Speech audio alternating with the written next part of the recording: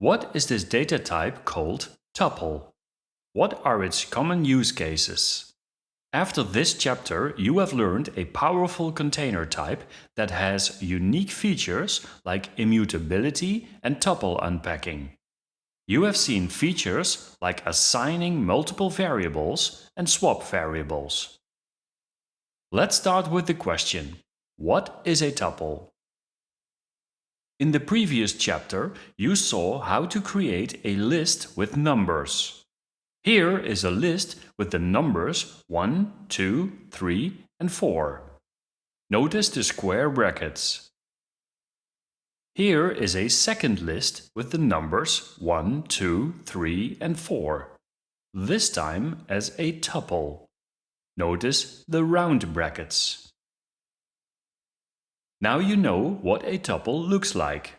But what is a tuple good for? For a long time, I considered tuples just a variation on a list, but with the difference that a list is mutable and a tuple is immutable. And technically, this is true, but it turns out that tuples are meant to be used in different situations and for different purposes than lists. Let me show you some examples. Let me start with something you probably have seen before.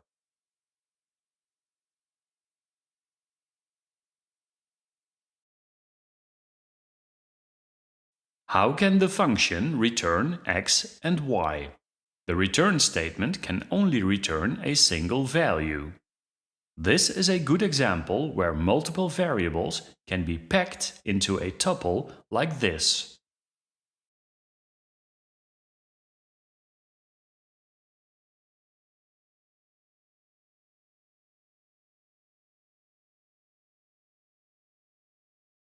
As you can see, point is a tuple that contains x and y.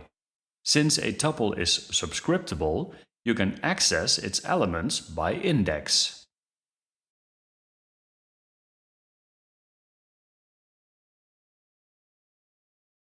Notice that I assume there are two elements in the point tuple.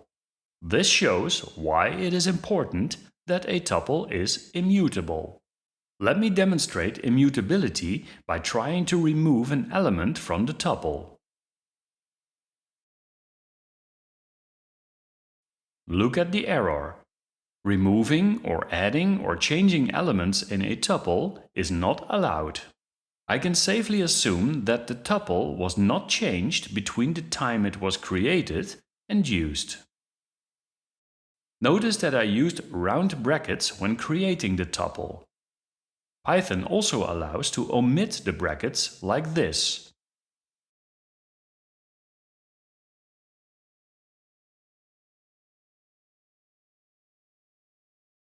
The output still shows a tuple. In most cases, you can choose to use brackets or omit them. Later, I'll show some edge cases where brackets are required. Let me show you another tuple use case.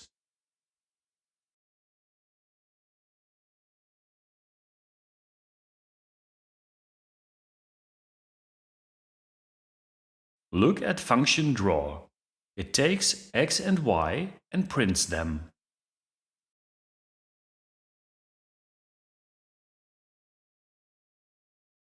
Other function also takes x and y and calls function draw with them.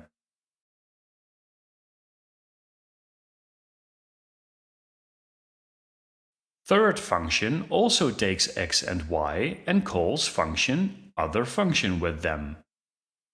I'll call third function.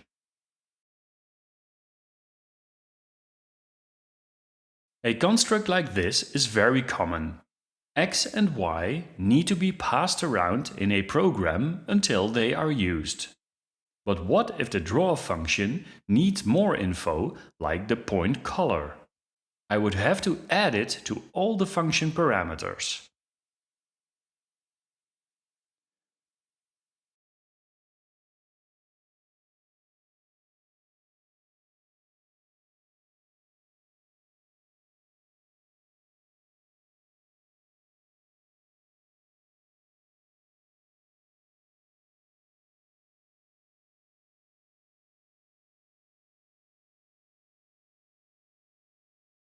This works, but you see how this is not very convenient. A tuple can help us to keep the data structured and pass all the point information as a single variable. I'll start by packing the data in a tuple by adding round brackets. Notice that we must use round brackets to define the tuple to prevent confusion with the brackets for the function call. Now I replace all variables with a single tuple variable.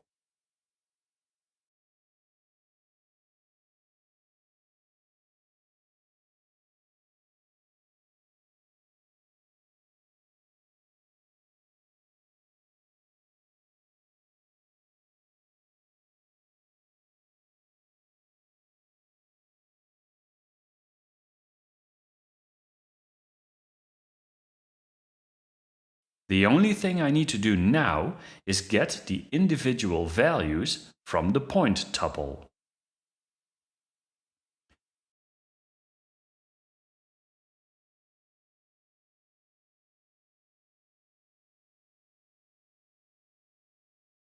Each function now passes a tuple to the next one. If points need more information in the future, you only have to add it to the tuple here. The function parameters can all stay as they are. Did you notice in the last example that the tuple contained 2 numbers and 1 string? When containers contain multiple data types, we say they are heterogeneous. Since Python is a dynamic language, all containers are heterogeneous.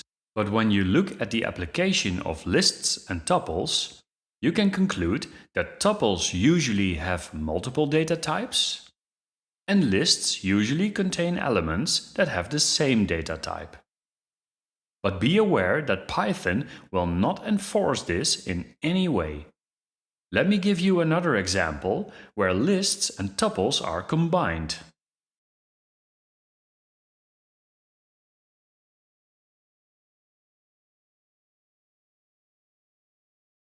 Look at both lists.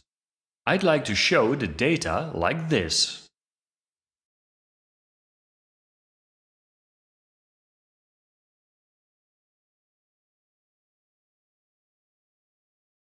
This is one of the problems that is very familiar to data scientists. The x and y values are in 2 lists and Python does not know they are related. This problem is solved by making a single list where each element is a tuple of x and y. In a later chapter, you learn how Python can merge both lists. But in this chapter, I create the list manually.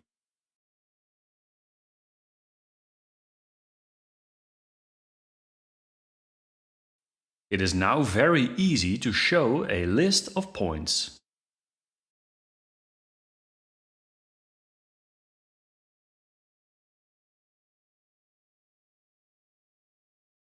That works. Let me get rid of the 2 separate lists.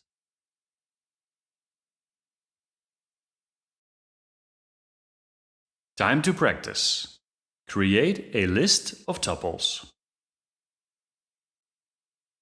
Fill out the missing code. Pause the video and resume when you're done.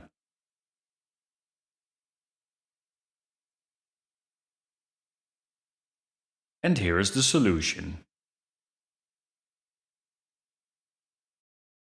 Until now, each element of the tuple was accessed with subscription. But Python has a feature that makes working with tuples even nicer. It is called tuple unpacking. Let me show you how it works. At this moment, p is the loop variable and contains a point tuple. I can unpack the tuple into variables x and y like this.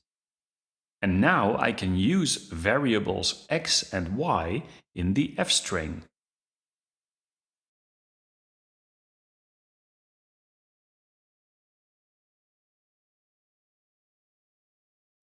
Look at the output. That works. The technique you are looking at is called tuple unpacking. Notice that the set of variables on the left side matches the length of the tuple. Time to practice. Tuple unpacking. Fill out the missing code. Pause the video and resume when you're done.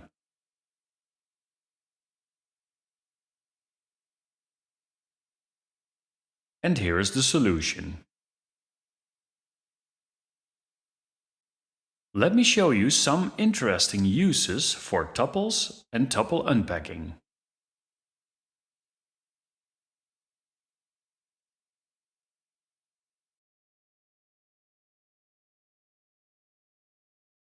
For one of my courses, I needed to define the 3 variables you see on the screen. Let me print them.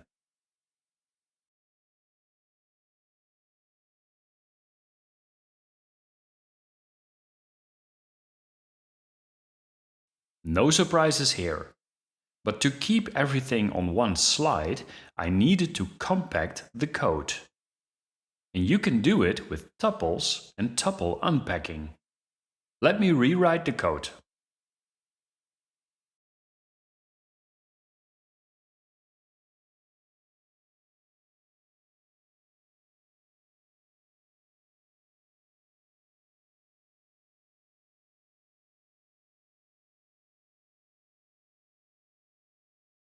It works.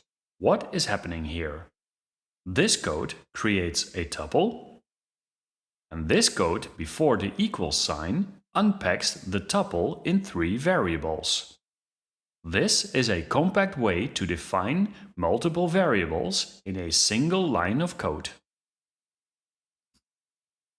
Time to practice. Assigning multiple variables.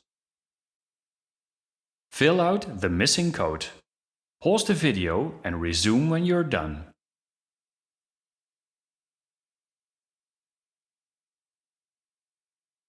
And here is the solution.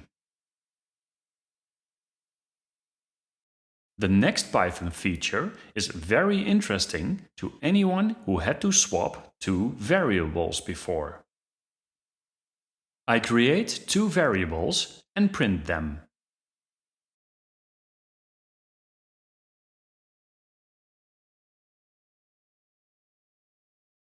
A is 10 and B is 20. Sometimes you need to swap variable values. In most languages, you can do something like this.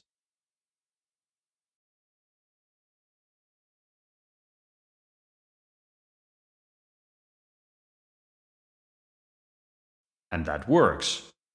But I had to create the temporary variable to make it work. Maybe tuples can help us here. Let me try to swap the variable values back with tuples.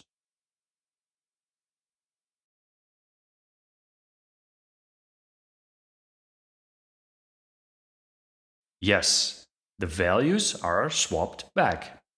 You probably can already see what is happening here. Variables b and a are packed into a tuple, and the tuple is unpacked in variables a and b. Swapping variables can be done with more than 2 variables. Look at these 3 variables. What if all the values need to be shifted like this? You can do this too with tuples. Let's practice swapping variables. Fill out the missing code. Pause the video and resume when you're done.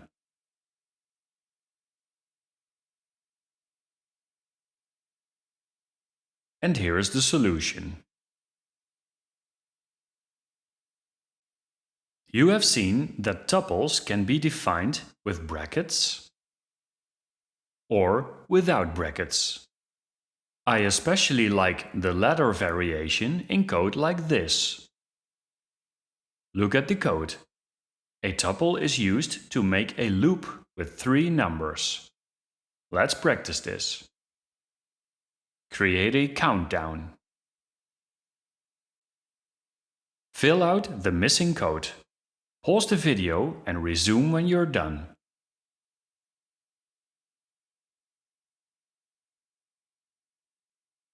And here is the solution. By the way, if you ever need a tuple with a single element, just define the element followed by a comma. That will do the trick. You have seen that a tuple groups variables that belong together. You have seen that a tuple is immutable. Tuples can be used as arguments to pass to functions. And you have seen that you can get data out of tuples with tuple unpacking. You have learned how to work with tuples. In the next chapter, you will learn about dictionaries and their unique features compared to lists and tuples.